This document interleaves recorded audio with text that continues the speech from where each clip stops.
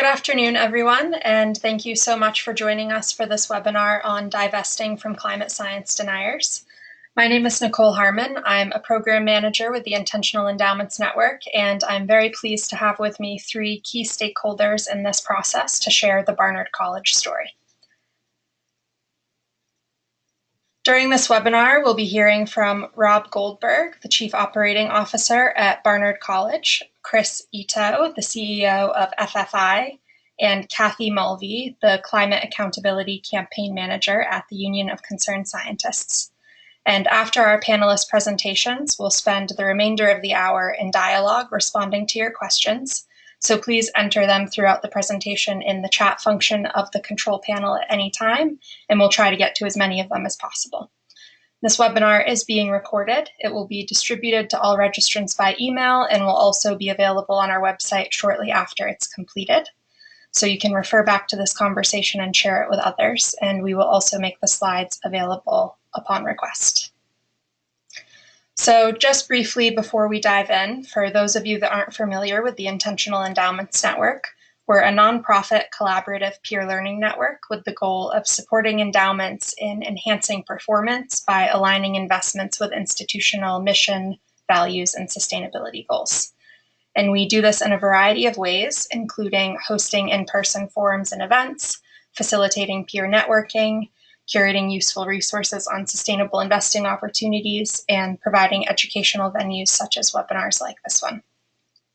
And I'd also like to take a moment to share an opportunity to highlight fossil fuel divestment commitments at the Global Climate Action Summit, which is being organized by California Governor Jerry Brown this coming September.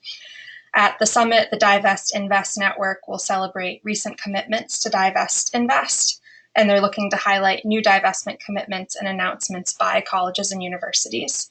And this coordinated publicity push and press event organized by the Divest Invest Network in conjunction with the attention the summit is expected to attract makes this a meaningful opportunity for any school that's planning on or close to a decision on divesting from fossil fuels. So please reach out if you'd like any more information on that opportunity. And with that, we encourage you to stay engaged in these conversations after today's webinar. More information on IEN is available on our website. You can see a link on this slide, and you are welcome to reach out to us at any time. So with that, I will turn it over to Rob. Thanks so much, Nicole, and thanks to IEN for hosting this webinar, and to all those who are participating. We're excited to talk about what we're doing here at Barnard, and I'm pleased to be with our partners, Chris and Kathy from FFI and UCS. So if we could just turn to the first slide.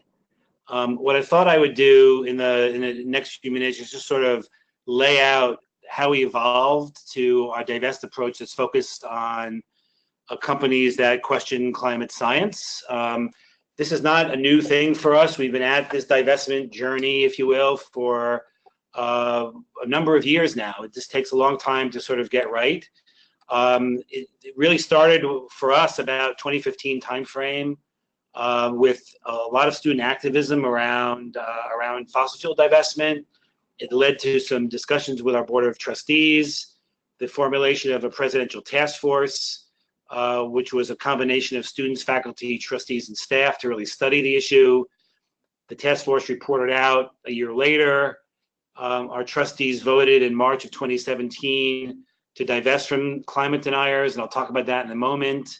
And we spent really the last couple of months, since about last summer and then through this spring, developing criteria for how we're going to evaluate companies, and then partnering with FFI and the Union of Concerned Scientists to help us evaluate the companies against the criteria. So really what we're going to be focusing on in the coming weeks and months is implementation. So we've been at this for a while, and we're doing this very deliberatively and thoughtfully because we feel like this is a unique approach that we have to get right. So we'll talk more about that when we move through the slides. Next slide, please. So basically what our trustees voted on after reading the task force report was to divest from companies that question climate science and from coal and tar sands companies. But the real meat of the divestment approach is the climate science piece. And the board really felt that they wanted any divestment effort needed to be aligned with our mission. And companies that sow doubts or hinder efforts to find solutions to challenges based on the settled science is really anathema to our mission as an academic institution, which relies on evidence-based research and the free flow of information. And so this was something that was very attractive to our board and to our community as a way of dealing with this issue of climate change and our investments in our endowment. Next slide, please. So when we were thinking through this approach, there were a handful of factors that led to our decision. The first one was a desire to be responsive to student concerns about climate change. This didn't necessarily mean that we were going necessarily to divest, but that we really had to take the concerns of our students into account in their concerns about the implications of climate change and in the society that we're educating them to enter. And so that was a consideration that we as the task force and then certainly as the board had to factor in terms of moving forward. We did do a very careful consideration of the financial risks and the benefits associated with divestment. There was a lot of financial analysis that we looked at. We talked to peer schools that both divested and chose not to divest, and really tried to understand the impact of our endowment of various models of divestment. And we really came to the conclusion that there was no financial reason not to pursue an approach. There was just too many unknowns here to definitively say that divestment in and of itself was going to hinder our growth in our endowment. So we were comfortable moving forward in that way. I mentioned the mission-driven piece of it, which was really the crux of why we decided to go with climate deniers. And there was also a desire to be impactful, that we had a very wide-ranging debate about symbolism and whether divestment really is more of a symbolic gesture. And I think we felt that while it is all that, there needed to be a sense of how to have an impact, and differentiating companies and differentiating between them, we felt was more impactful than divesting from the entire industry. Next slide. So I talked about these already, but again, the alignment with our mission and the notion that we're an academic institution was the reason why we focused on climate deniers. The notion of impact I just mentioned in differentiating companies and really creating incentives for companies that score poorly to do as well on a scoring regime as companies that score better. We think that maybe Barnard, alone can't move the needle, but certainly if others join us when we're finishing with this process, there'll be a snowball effect, and that companies will start paying attention to how they score relative to their peers, and what kind of signals these kinds of differentiation, those companies that score well against certain criteria versus others, will send some market signals to consumers about which companies may be better reflect their values. And so that was an argument that was really pushed a lot by our faculty, but really had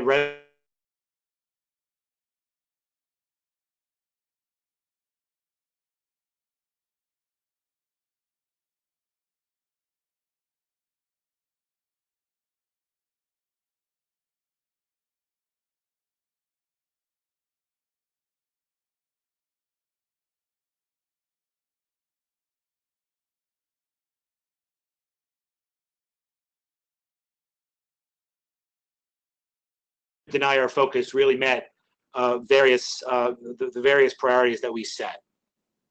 Next slide, please. So when we took the vote, when the board took the vote in March of 2017, we had a couple of challenges in terms of implementation. The first one is that we use, and we still use, an OCIO model, and that our endowment was basically invested in commingled funds with other partners, and so therefore there was limited amount of flexibility to be able to affect this approach. The second was we had to define what we meant by climate deniers. This was not something that we gave a lot of thought to when we came up with the approach, but this is where the UCS Climate Accountability Scorecard played a huge role in helping us, convincing us that this was an executable or implementable approach. And then finally, there's the analytical support we needed to do the analysis of companies. So, it's one thing to divest from an entire industry and work with our endowment manager to just X out fossil fuels from our portfolio. It's quite another to have to go company by company. And so there was an analytical bandwidth issue that we had to confront in terms of how do we get this done. So let me just talk about each of these in turn. Next slide, please. So since 2006, we've used an OCIO to manage our endowment. And as I mentioned, we were invested in commingled funds without the ability to tailor our portfolio, especially for this fossil fuel divestment proposal that we had just voted on. So in 2017, in the last fall, we switched to a new ICIO, and it wasn't only because of the divestment issue, but that was a reason to switch. And now we have an OCIO model with an approach, and we can talk about this later, with separate accounts that allow us the flexibility to do what we need to do and implement our fossil fuel divestment strategy. So we had to actually make a pretty big change in who manages our endowment in order to be able to affect the implementation of this. Next slide, please. The definition I mentioned earlier was one that was sort of a daunting intellectual task, but made far easier by the work of Kathy and her group at the Union of Concerned Scientists. And it just so happened that as we were finalizing our conversations in the fall of 2016, the accountability scorecard came out and basically showed us sort of a way forward that there is data and criteria, and there is an ability to go company by company and evaluate company behavior and company attitudes towards climate science that we could basically adopt or modify to meet our needs. And so the fact that the UCS work was so comprehensive was really impactful to convincing our community that this was a challenging but implementable approach. And we were thrilled that UCS and then FFI came to partner with us to help us do this work, because I think it does really enhance analytically what we're trying to do here. So based on the UCS work, we then began an effort internally to develop our own criteria. So we didn't take the UCS criteria wholesale, but we looked in terms of what we thought was important for our needs and began to modify it, knowing that we had a bit of a starting point with the UCS work. Next slide.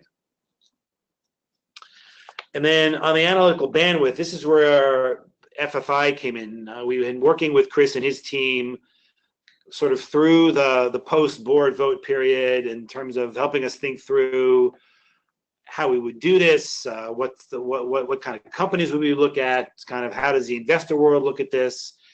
And we were, again, excited that Chris and UCS basically partnered with us to help agree to do the analysis on our behalf in terms of picking a cohort of companies, which Chris will talk about in a minute, refining the criteria that we came up with. So we basically came up with the criteria, and then FFI and UCS helped us refine it and smooth it out a little bit to make it so where we have data to then do the evaluation. They did the analysis of the companies, and now we have the results of their work, which we're now evaluating to kind of move to the next phase. So this has really been a good effort, and we were able to address our key challenges by working through these organizations to help us do this. Next slide, please. So where are we today? Well, this just past Tuesday, hopefully many of you saw, we put out some information on our website, which is really kind of an update on where we are. It's the results of the thematic results of the FFI UCS analysis of 30 fossil fuel companies. It's a detailed methodology of how that work was done and a much more detailed scoring criteria that you all can look at and see what the evaluation criteria was all about. So Barnard now is in possession of all the backup information that underlies this analysis. We are now working very closely with our OCIO on what our divestment approach is going to be now that we have the analysis. And our plan is to work this through in the next couple of weeks and then produce what we're going to call a climate action list in the fall that will lay out the companies, the scores, the backup for the scores, and then what our divest approach is going to be, in the hopes not only of in the interest of transparency to lay this out, but also to see if there's others who would join us in taking advantage of the work that we're already doing. And the other point I would say is this is going to be an evolving process. This is a living, breathing set of criteria. It's going to evolve over time, and we're going to be updating the climate action list and the analysis every year. So we're going to put out the first effort in the fall timeframe, and then next year we'll do an update with FFI and UCS's help, and then in the years after that. So we're really hoping to build a community of like-minded institutions of higher education who are interested in doing something on climate change, and helping us taking advantage of the good analytical work that we've been doing for the last year or so, to help build a cadre of schools to send a signal to the companies that settled science is settled science, and that the risks of climate change need to be factored into, or there's going to be a financial implication in terms of how institutional investors are going to look at this. So we are very happy with it, where everything stands so far. And I think it would be great if I'll turn it over to Kathy, who could speak a little bit more about the scorecard and her approach, and then how the two of us kind of used worked with each other on this to help launch the Barnard approach. So Kathy, over to you.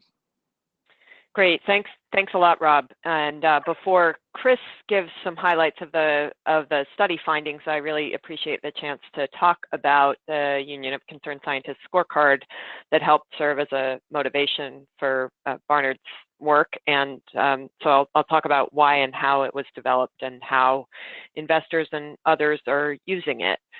So in case folks are not familiar with the Union of Concerned Scientists, we're a national nonprofit organization founded nearly 50 years ago by scientists at the Massachusetts Institute of Technology. We develop and implement innovative solutions to some of our planet's most urgent problems. And we work on issues including climate change, clean energy, sustainable transportation, and scientific integrity in public policy making. And we do that with our more than 500,000 members and supporters and more than 20,000 members of our science network, as well as with many partners and allies. Next slide, please. So UCS started working on fossil fuel company accountability as a means to reduce the political influence of the fossil fuel industry and to pressure major fossil energy companies to stop spreading climate disinformation and to align their business plans with the agreement made in Paris to keep global temperature increase well below 2 degrees Celsius. And as many of you are familiar, the track record of many major fossil fuel companies over recent decades really should threaten their social license. And Shell's own CEO, Ben Van Beurden, said it about a year ago that, quote, trust has been eroded to the point where it is an issue for our long-term future. So my colleague, Peter Frumhoff, along with Naomi Oreskes and Rick Heedy, imagined what these fossil fuel companies ought to do to regain their social license, and came up with these 5 broad recommendations. And what we did with our scorecard was to translate these expectations into quantifiable metrics. And we did this first in 2016 and provided a way to make a comparison among major investor-owned fossil fuel companies, and also offered a baseline against which to assess particular companies' progress. Next slide, please. So this work is also rooted in some groundbreaking science, looking at how to attribute emissions to particular fossil fuel companies. And a 2014 study done by Richard Heedy actually found that 2/3 of all emissions since the start of the Industrial Revolution can be traced to just 90 investor and state-owned entities. And we took as our sample these 8 companies, which together account for nearly 15% of global warming emissions over that same period. Next slide. So another key piece of analysis flowing into this was, for more than 10 years, UCS has been bringing to light information about a calculated campaign by major fossil fuel producers designed to mislead the public about climate science and block climate action.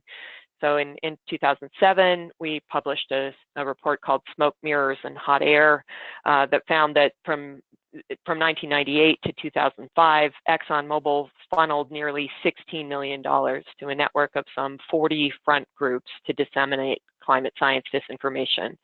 And we built on that with this report in 2015 that looked into the fossil fuel industry's own internal memos on what they revealed about this campaign. Next slide, please. So this is a schematic from the 2016 inaugural edition of the Climate Accountability Scorecard, which again is our baseline assessment. And what we found overall was that no company scored better than its peers in all areas, and that each company's scores ranged some quite significantly across the 4 areas that we studied in our assessment.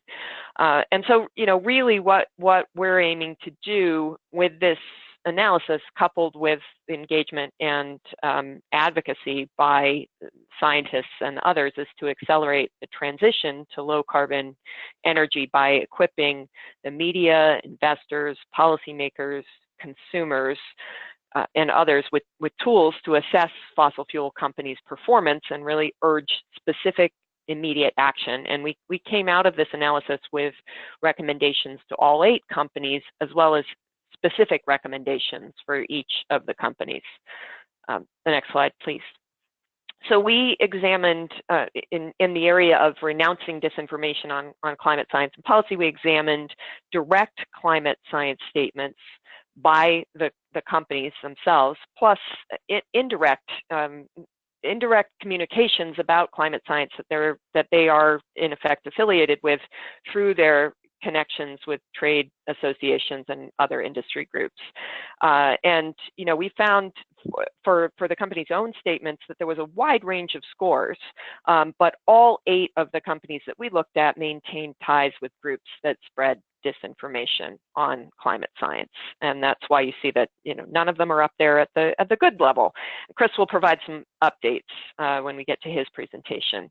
In terms of how these companies disclose climate risks, all 8 of these companies we found could and should do better in terms of the existing requirements. And we also knew at that point that there is and continues to be progress underway towards stronger disclosure, including the efforts of the Task Force on Climate-Related Financial Disclosures. Next slide, please. So in terms of planning for a world free from carbon pollution, none of the companies that we looked at had at that time, or has yet, laid out a company-wide pathway or plan to align its business model with the Paris Climate Agreement. And what we found is that the scorecard actually helped investors and others to mount pressure on these companies, including through shareholder resolutions. And so, for example, Chevron, which faced shareholder resolutions about reporting on how it was planning to address policy advances in line with the Paris Climate Agreement, published a report as a way of getting that proposal withdrawn. ExxonMobil actually saw 62% of its shareholders last year vote in favor of a proposal demanding a climate risk report from the company. So we'll talk more when we get into Chris's section about what we're seeing in those reports, and how they still need to improve. In terms of companies' political activities and support for climate policies, some of them have pretty decent disclosure and governance of their political spending, but there are, unfortunately, in the area of political activity by companies, there are limited and patchy requirements, including disclosure of information about companies' trade association and industry group affiliation. So we're somewhat limited in what we can analyze. And we found in the initial study that several of these companies stated their support for climate policies like a price on carbon in generic ways, but had not yet connected that to meaningful action. In the U.S., of course, at least there has been limited policy action at the federal level for companies to engage on. So the next slide, please. So our goal here has really been to spark the public, investors, and policymakers to look more closely at fossil fuel companies' climate-related positions and actions, to help actually, through this process, create a demand for greater transparency from fossil fuel companies. And that, in turn, will allow us to improve future iterations of the scorecard. And through all of that process, we are intending to create incentives for one or more of these companies to distinguish itself from others in terms of its climate-related positions and actions. And we have always seen this as an iterative project. Next slide, please. So our target audiences include shareholders, investors, policymakers, legal experts, climate activists, and the companies themselves. And we've produced a range of materials, including these company fact sheets, and the methodology and data appendices on which the analysis are based are also publicly available, so others can check the findings and replicate our analysis. Next slide, please. And just to show a couple of social media graphics that have been widely shared by campaigners who are putting pressure on these major fossil fuel companies, in this one, to stop misleading the public about climate science and solutions. And the next slide, please. Also pressuring major fossil fuel companies to adopt ambitious business plans to achieve net zero carbon emissions. So, for the last slide, we've had great opportunities to present this information to investors at US CIF, the Interfaith Center on Corporate Responsibility, and the PRI. We produced a paper based on the scorecard that was co-authored by 2 members of Barnard's presidential task force to examine divestment, and published in a special issue of the Journal of Environmental Investing, presented at a symposium of the Yale Institute for Sustainable Finance last fall. And then we've really been delighted to collaborate with FFI to help Barnard implement its divestment decision. And I'll hand it over to Chris now to talk about how the study was designed and highlight some of its findings. Great, thank you, Kathy. And let me also say thanks to you and Rob for being great partners on this project. I've really enjoyed working with you both. I think we've come at this project with some different and diverse perspectives, and I hope that that diversity of view and experiences, made hopefully the end product that much better. And I know that, Kathy has really immersed herself in these issues, so I'm also going to invite her to add some comments as we go through some of my slides. So before we get into some of the findings, I'd like to touch briefly on the methodology that we undertook for this project. So the first thing we had to do was to work with Rob to create a universe of companies to evaluate. And since Barnard had already decided to divest from coal, we focused on the oil and gas sector and used FFI's Carbon Underground 100 list as our starting point. And in selecting the companies, we wanted to focus on the largest reserve owners in developed markets, because it was really those companies in those markets that have the higher propensity and ability to impact the societal perceptions of climate science and climate change. So we ended up looking at factors like emissions, free float, market capitalization, and also whether a company's primary business was in the fossil fuel business. And so using those parameters, we came up with a list of 30 companies, which happen to be a good mix of both integrated and independent oil and gas companies. So you got about half of them which are integrated, which means that their businesses involve multiple aspects of the business, including exploration and production, refining and distribution, while the independent companies are focused primarily on the E&P side. You can see geographically we're pretty balanced, with about half of the companies being headquartered in the US. And in terms of market capitalization, I think you could consider all those companies that we evaluated large cap companies. Next slide, please. So the criteria that's shown here is really fundamentally the work of the Barnard Working Group, as Rob mentioned in his remarks, and it was really up to FFI and UCS to help Rob refine it just a bit.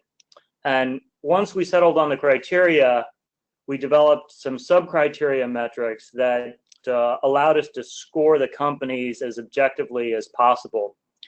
I think that, the whole process of criteria development and scoring really leveraged pretty extensively the methodology that UCS used in its accountability scorecard that Kathy just went over. So I think if you were to study the results of the scorecard and the results of this work on the overlapping companies, you'd see a lot of similarities.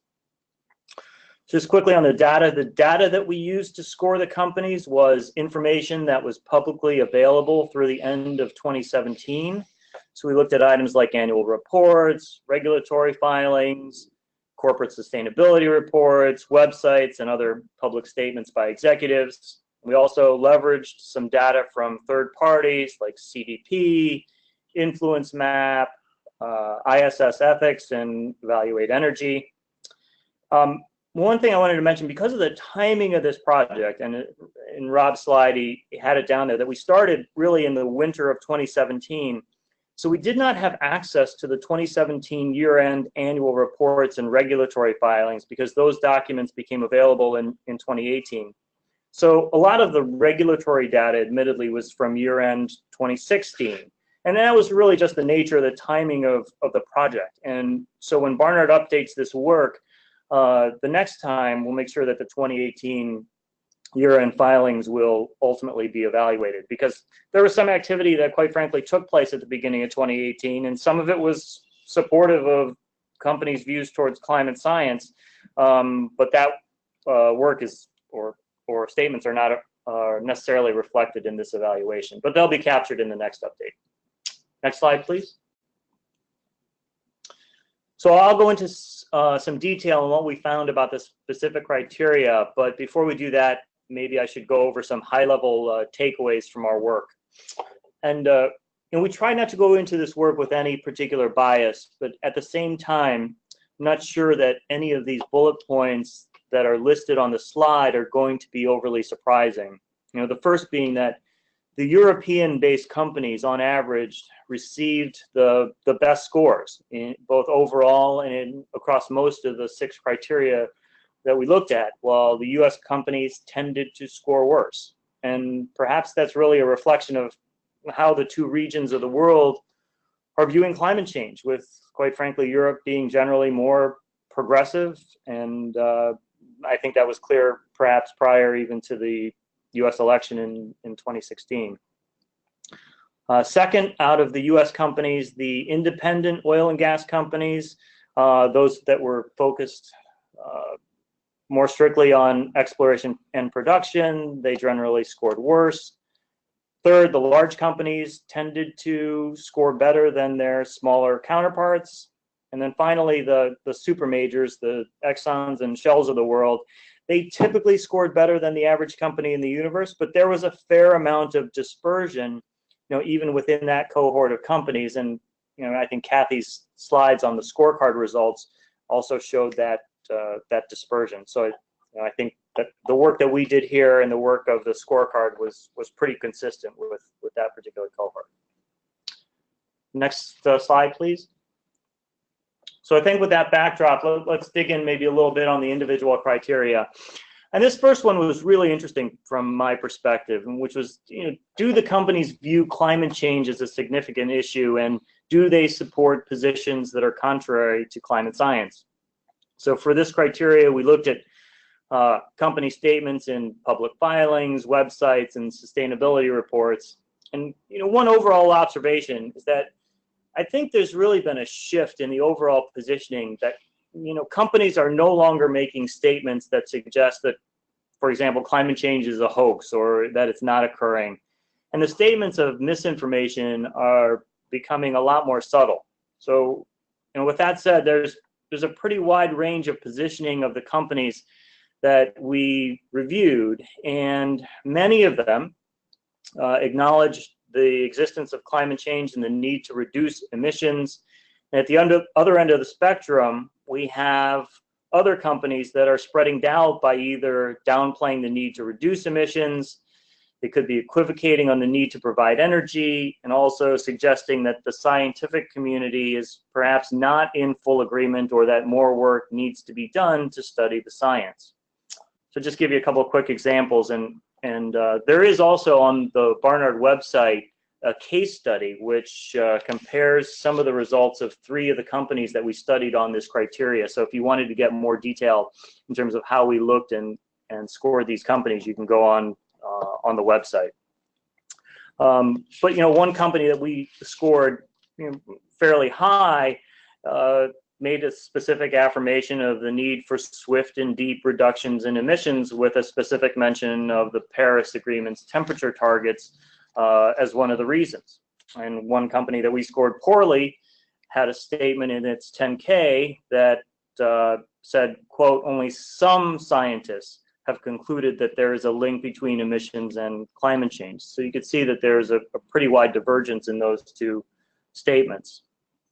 A handful of E&P companies made no or very few references to climate change or climate science at all in any of their public materials, and that silence also resulted in a poor score for those companies in those categories.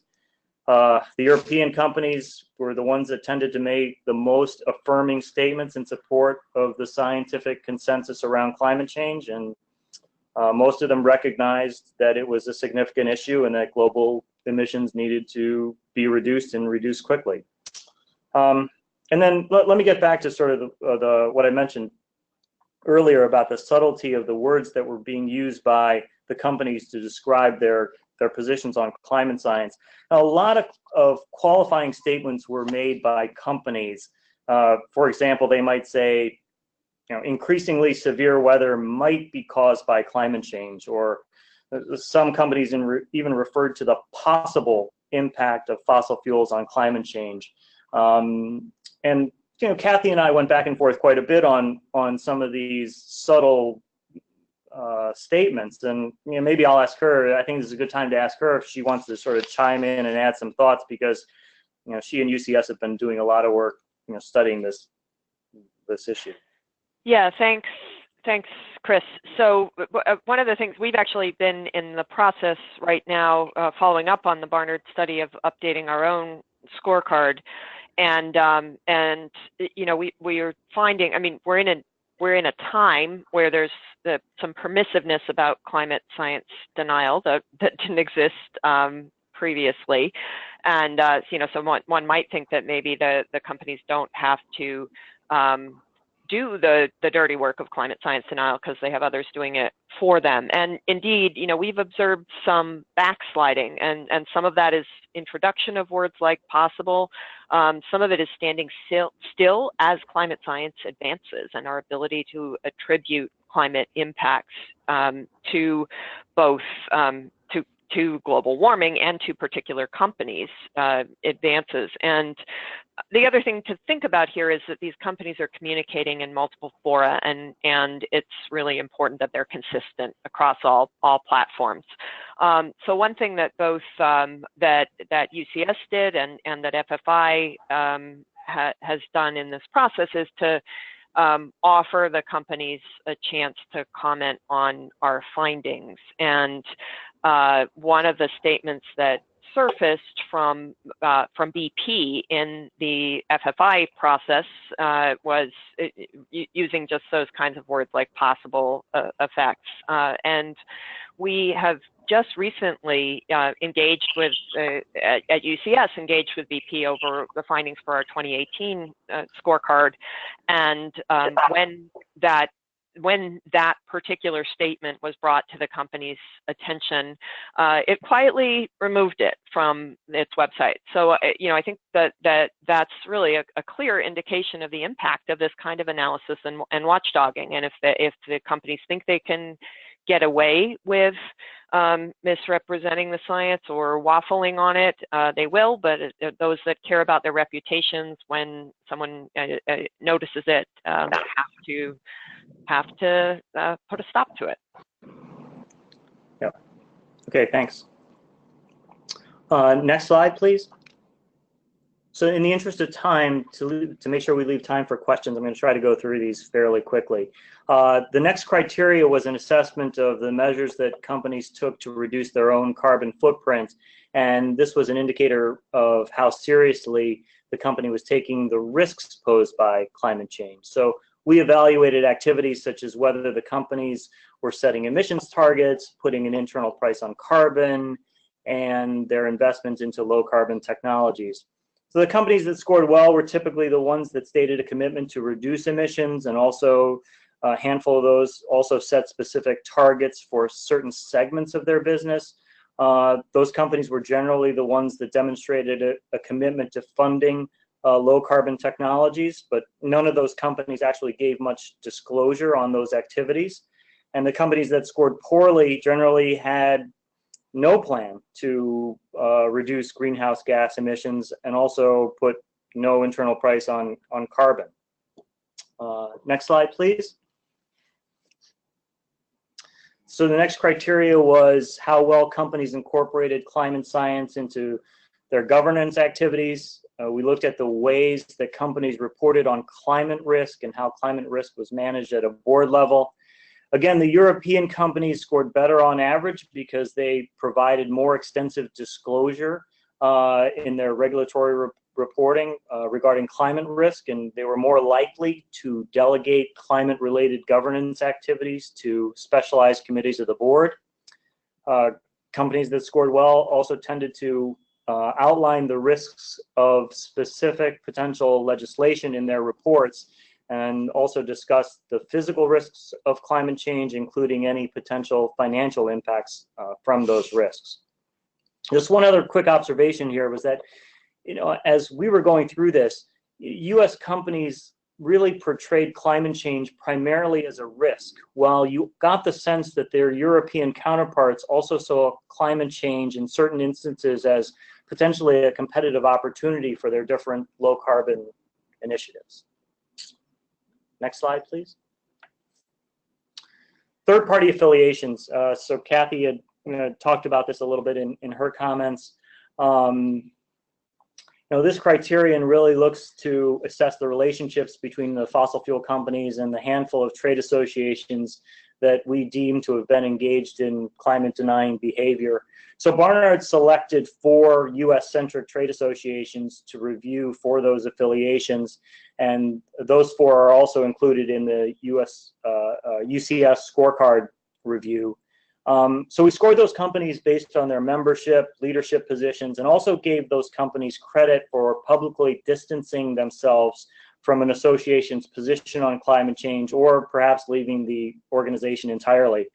So as an example, Exxon did make a statement in 2017 in opposition of the American Legislative Exchange Council's proposed position on the EPA endangerment findings. So they received credit for that in our assessment. And you may have also seen the news last week that Exxon left ALEC entirely. And I know we're a little short on time, but Kathy, if you want to give sort of a quick take on that, I think that would be helpful for the group. Sure. Yeah. So that was the company actually took the step of ending its role in ALEC, and that's significant because actually, according to the research that we've done over the last 20 years, ExxonMobil has given ALEC more than $1.8 million. So part of tens of million dollars that it spent to deceive the public about the reality and seriousness of climate change. And it's also, not only did UCS and FFI with Barnard find this affiliation problematic, but shareholders have been pressuring ExxonMobil and other major fossil fuel companies over their affiliations with trade and industry groups that take positions that conflict with their company's own stated position. So this withdrawal leaves Chevron alone among major investor-owned oil companies in being and playing a leadership role in ALEC. Okay, thanks. Next slide, please. So the next criteria was an evaluation of the public support for climate policies and regulations, and we considered this another measure of a company's attitude toward climate change and climate science. So we found that some companies have voiced support for things like carbon taxes and emissions trading, but very few of those companies supported specific climate legislation. In the period that we studied in the US, there was virtually no pending legislation other than a little bit happening in California. I think we can look at for the next update, a good recent example was a carbon tax bill that was sponsored by a South Florida congressman, which to my knowledge got a handful of positive comments from the likes of Shell and BP. So we'll be able to look at that and study that for the next update. Right? Larger companies and European companies were more likely to voice support for carbon policies than their US counterparts. We also looked at the company positions on the Paris Agreement, found that really fewer than half expressed support for the policies that support the accord, and even fewer than that supported or publicly supported the underlying temperature targets. Next slide, please. Okay, so last criteria. So the last thing we evaluated was how transparent a company was with respect to its position on climate science, and transparency was a criteria because we wanted to be able to assess how companies were acting with respect to the free flow of information. So we looked at whether or not companies had things like a dedicated climate change web page, a standalone sustainability report, whether they provided responses to the CDP. So most of these underlying sub-criteria were really a yes/no assessment. So our analysis showed that about 2/3 of the companies did maintain a web page and produced a sustainability report. With respect to the CDP questionnaire, climate questionnaire responses, turns out that 5 out of the 30 companies in the universe failed to respond to the CDP request in 2017. A lot of the oil majors have started to produce the 2-degree scenario reports. Our analysis was intended to provide information on was intended to provide information on the impact of a company's business in a carbon-constrained world. But this particular exercise that we went through really didn't assess the quality per se of those reports. But so for now, we just simply determined whether or not the company produced such an analysis. So that's really it for prepared remarks. Wondering before we go to questions if Kathy and Rob want to jump in or add anything, and if not, we can just go to Q&A. We just go to Q&A. Okay. Go ahead, Nicole. Well, thank you all so much for those wonderful presentations, and we'll jump right into the questions here. So to kick us off, Kathy, could you talk more about the long-term goals for the climate scorecard and if UCS has plans for updating and extending evaluations, and what support UCS may offer to other investors that may be interested in using the scorecard to inform their own investment decision-making? Yeah, thanks a lot. Happy to have the chance to do that. So really the long-term goal, and it's in the context of work that we're doing overall on these issues, is to help create incentives for one or more of these major fossil energy companies to distinguish itself from its peers and competitors on climate-related positions and actions. We are, as I mentioned briefly, updating it right now for release this fall. And we're going with the same sample that we studied 2 years ago. And again, those companies were selected based on their cumulative historical emissions through the scientific study done by Richard Heady. Interestingly, scientists are now building on that study. So last year, a study led by Brenda Eckwerthel of UCS, along with collaborators, was able to trace contributions of particular fossil energy companies to global average temperature increase and sea level rise. So, we're now getting increasing granularity in terms of looking at the role of particular companies and exploring other impacts such as ocean acidification. So we're really eager to collaborate with investors, both to inform investment decisions and also to assist with shareholder engagement. And our methodology is publicly available, and we'd be delighted to work with anyone who wants to extend it to additional companies. Great, thank you. And Rob, you mentioned that the scorecard was the inspiration for the board's decision to recommend divestment from climate science deniers. Could you talk a little bit more about the consensus-making process within the board and how that conversation was framed? Sure. So, like I mentioned earlier, we looked at, we had a group of faculty, students, staff, and trustees, and each one of those groups came to the debate both with the seriousness of purpose, but also with differing viewpoints. And a lot of the success of the task force was due to both the seriousness of the effort, but also a lot of the research that the students had done in terms of the impact of climate change and what their concerns were, and their interaction with other institutions of higher education, what they were doing with respect to divestment, to trustees who were investors themselves, looking at the financial risks. So there was a lot of research and data gathering, and then we developed a series of options that we then debated, and it was a very open, frank debate. There was some tension in the room, I have to say, but ultimately the climate denier approach became the consensus that everyone could sort of agree to. And the faculty were able to sort of convince the students that this was an impactful approach. The trustees were able to be convinced that this wasn't going to hurt the returns of the endowment. And that's sort of how we forged this consensus, that we were then able to not only convince the full board, but also the broader community. So a lot of this was consensus building, but it was all around specific proposals based on data. And that was, I think, the thing that made this all work. And so it was, I think, a year well spent. And after that decision was made, we've gotten a few different questions about the implementation process. Chris and Rob, could you touch on, both on Chris's side, maybe your experience on the implementation process overall at various colleges and universities that you may have seen in your experience, and Rob, more specifically on Barnard's approach to implementation and the timeline and steps in the process? Sure. Good. So I can start.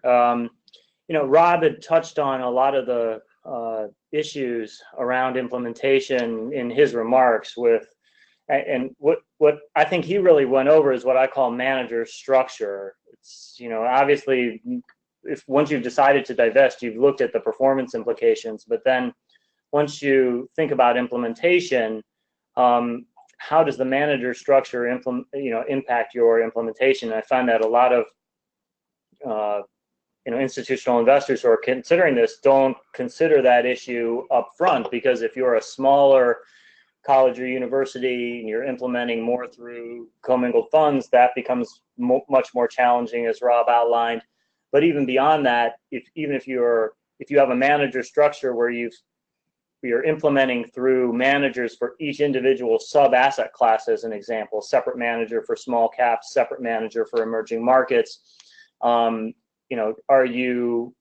think you have to look at whether you're giving up potentially the ability to have a high quality manager in that area if you're asking that manager to run a strategy that has such an exclusion, as an example. I think the other area is in the alternative space, particularly with hedge funds. You have a lot of managers that are taking both long and short positions in companies, and personally, I expect there to be some level of volatility in the oil and gas sector in particular out into the future. So do you want a divestment strategy potentially to not allow you to participate in that particular opportunity? So I think you have to think about things and potentially carve out some areas where you may still allow a manager to perhaps hold or temporarily hold positions. And one of the things that when I get asked by institutional investors, I would encourage them to think perhaps more broadly about a divestment policy that perhaps says, at a high level, we do not want to profit from the fossil fuel industry. But that doesn't mean from an implementation standpoint, occasionally you can't actually have holdings in those underlying companies. I mean, quant strategies are another good example, right? You give money to a manager that manages on a quantitative basis, and so it's really a computer algorithm that's picking the strategies. Perhaps that's a high alpha strategy. Very difficult to apply an exclusion list to that kind of strategy.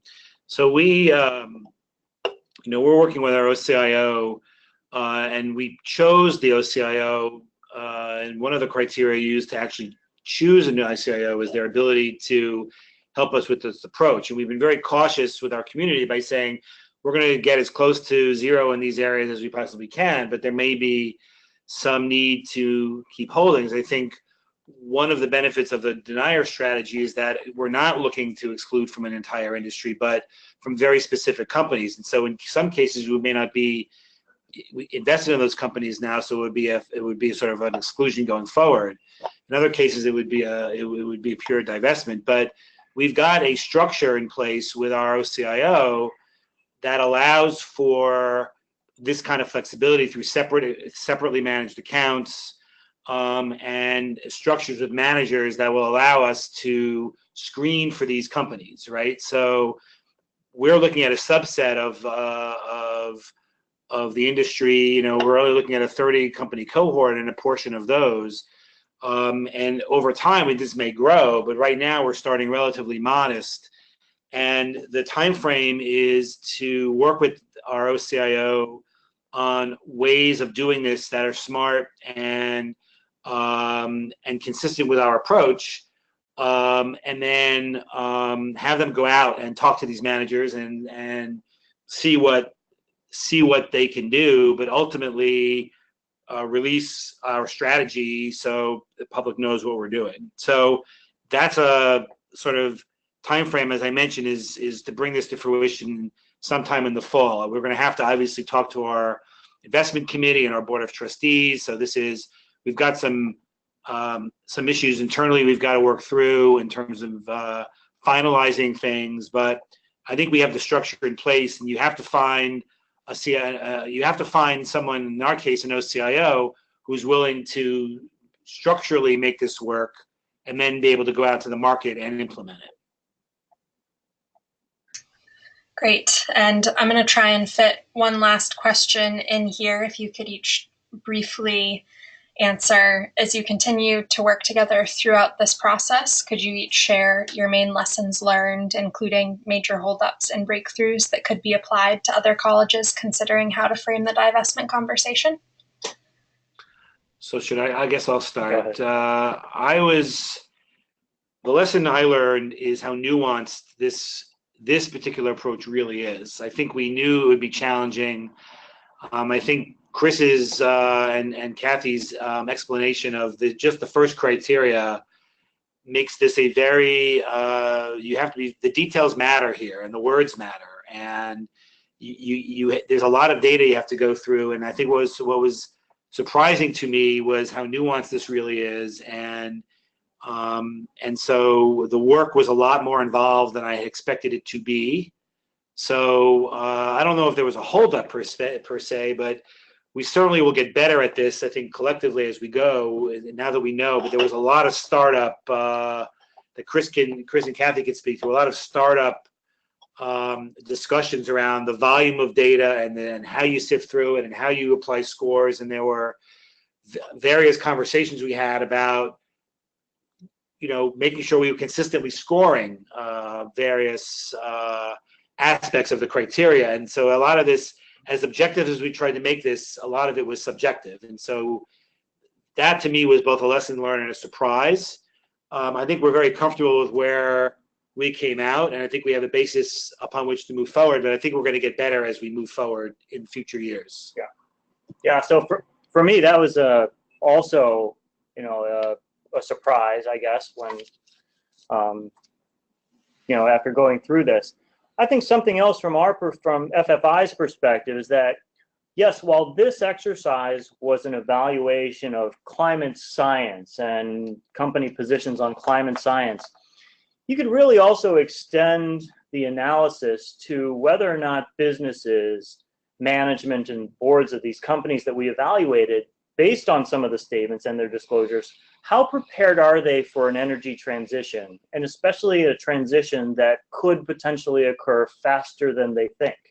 And so for us, it wasn't, yes, it was about climate science, but it was also an indication of whether or not companies were prepared for the transition. So that was also something that was insightful for us.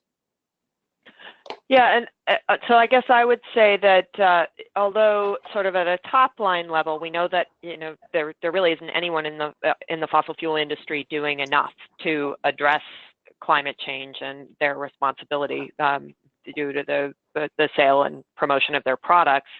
It is possible to differentiate among them, and we do, and we're finding that companies are responding. And so the theory of change, and Rob spoke to impactful being one of their criteria. The theory of change that we can actually push some companies to start to differentiate themselves, and that by actually watching and evaluating, we help to create that pressure, I think is borne out by the first couple of years of work that we've done in this area. Fantastic. Well, thank you so much, Kathy, Rob, and Chris, for the great discussion and presentations. And also thank you to all of our participants for joining us this afternoon. If you have any questions about this webinar, the work of our panelists, or activities happening in the Intentional Endowments Network, please do be in touch. And a lot of the resources mentioned here today will be sent along with the recording to everyone that registered. So thank you again, and I hope you all have a great afternoon. Thank you so much. Thanks a lot. Bye.